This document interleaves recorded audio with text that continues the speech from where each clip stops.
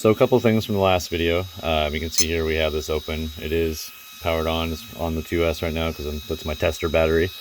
So after connecting this up, you can see that's not, let me get the focus better here. It's not quite aligned mesh wise. The mesh is good, and I don't know if you'll be able to see it from here. We actually have a really good tight mesh. Unfortunately, something engineer wise that I noticed that is a fault of this vehicle, and I don't know how many vehicles Axial did this with, but just a tip for the engineers that they're using, this is a no-no, and I'm not really sure how their engineers or the designers figured this would be a thing that would work, but I'm a little confused. So basically the way they have the motor mounts in here against the spur is that this piece here, these two big huge screws come out, and they're quite large for an RC, but they come out, and there's this plastic component here that you attach your motor. You can kind of see it down in there, right in there. That's where your pin goes. They do leave a slot. The problem is the piece that the motor is connected to and the motor itself is not stationary. The entire hold, because you know, like if you've seen your other RC cars, there's usually screws that mount a placement for the motor. It can't move. The motor is not supposed to move. You don't want it to ever move, unless it's, you know, doing that. So there is no locking this in without this is what locks it in. It's just a piece of plastic that goes on top. The motor and pinion, everything with the plastic component here slides into these slots, and then this slides into the slot and then tightens down. So the last run, what we're doing some climbing, and any time it ended up hitting anything where it was like it had to use a little bit more power, and believe me, as cool as these tires are, they are a nightmare if you're trying to crawl in forest-like stuff. It will grab and pick up and snag everything it touches. That's another story.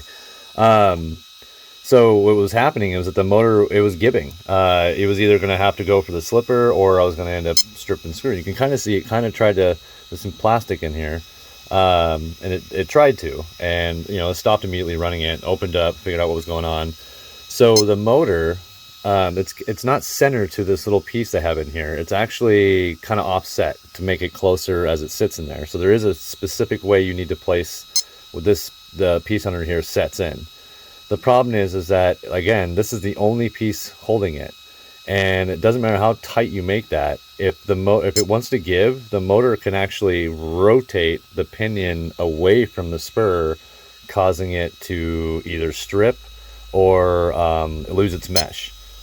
So what we did this time is I actually cut up a rubber band small enough to actually fit kind of like a rubber seal over this piece here. So then when I tighten this down, my goal is that this is tight enough and with enough pressure, it won't allow that tire motor, I don't know what you would call that piece, I'd have to look it up, but whatever the motor's mounted to, it will hopefully it will stop that from shifting, because it was causing a huge problem. I almost lost a spur gear. I do need to relocate the pin here and make sure it's a little further out to get a better, you know, more of a mesh. My issue is that the snub nose here is, the way it's set up, it's actually a little short on its pin that sticks out. So I'm not sure. I mean, it will run fine on this. It's actually got, as long as it's more than 60%, which it looks like it is, we should be good. So yeah, that's oh, my controller's mad.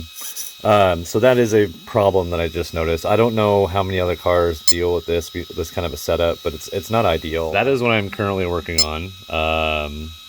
Yeah, so we'll go from there, and we'll run it again.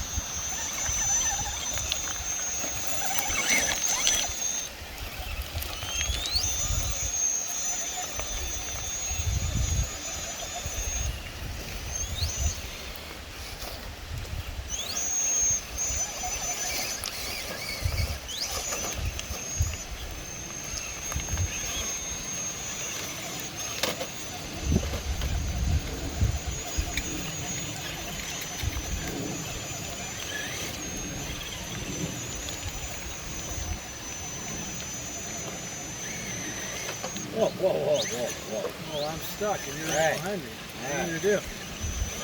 Hey. Ah! Look what you made me do!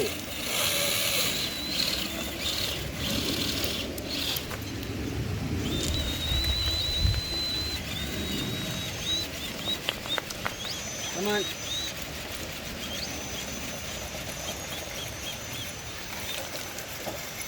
Come on. There we go. Yeah. Oh. Yeah. All right, let's try it again. And I disappeared behind the rocks.